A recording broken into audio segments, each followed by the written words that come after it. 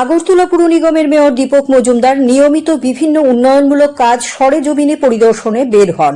বৃহস্পতিবার সকালে তিনি যান রামনগর ৮ নম্বর রাস্তায় ড্রেন এবং রাস্তার কাজ পরিদর্শনে। সেখানে ড্রেনের কিছু অংশ জবরদখল ছিল, সেই জায়গা আজ দখলমুক্ত করা হয়। রাস্তাটিও উঁচু করা হবে। কাজের অগ্রগতি সন্তোষজনক বলে জানান মেয়র দীপক মজুমদার। সামান্য বৃষ্টিতেই এই ৮ নম্বর রাস্তায় জল জমে যায়। কভার ড্রেন এবং রাস্তা উঁচু হলে এই সমস্যা আর থাকবে না বলে মনে করা হচ্ছে। মেয়র দাবি করেন, আগরতলা শহরে বৃষ্টি হলে এখন আর আগের মতো জল জমে থাকে না, কিছুক্ষণের মধ্যেই জল নেমে যায়। মেয়র এদিন রাজধানী শকুন্তলা রোড সহ বিভিন্ন এলাকা পরিদর্শন করেন। সঙ্গে ছিলেন পুর নিগমের আধিকারিকেরা সহ টাস্ক ফোর্সের জওয়ানরা। শকুন্তলা রোডে দেখা যায় কভার ড্রেনের লেভেলের অনেকটাই নিচে রাস্তা।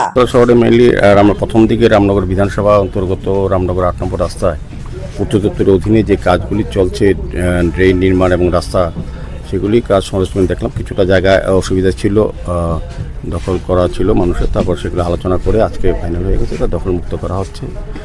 সার্বিকভাবে কাজের অগ্রগতি সন্তোষজনক। এলাকার লোক কথা এবং পানীয় জলের সমস্যা ছিল, আমরা ওদের ব্যবস্থা গ্রহণ করার প্রতিশ্রুতি দিয়েছি এবং সেভাবেই কাজ চলছে।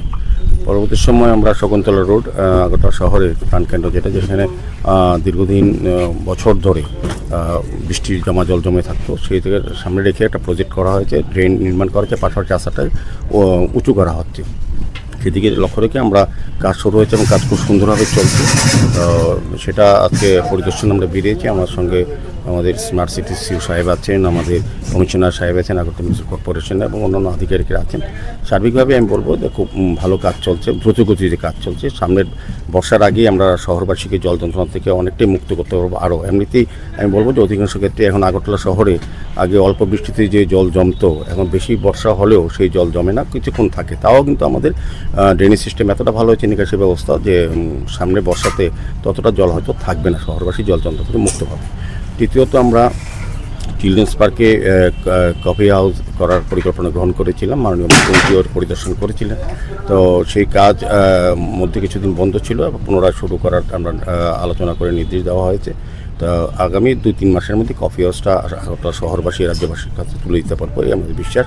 সেভাবেই কাজ করা হচ্ছে। সার্বিক আগরতলা শহরের উন্নয়নমূলক কাজগুলি আমরা পর্যায়ক্রমে পরিদর্শন করি এবং কাজের অগ্রগতি বা কোথাও যদি কোনো শিথিলতা থাকে বা কোনো সমস্যা থাকে, সেগুলি সমাধানের জন্য আমাদের আধিকারিকরা সবসময় পরিদর্শন করে এবং নির্দেশও দিচ্ছেন।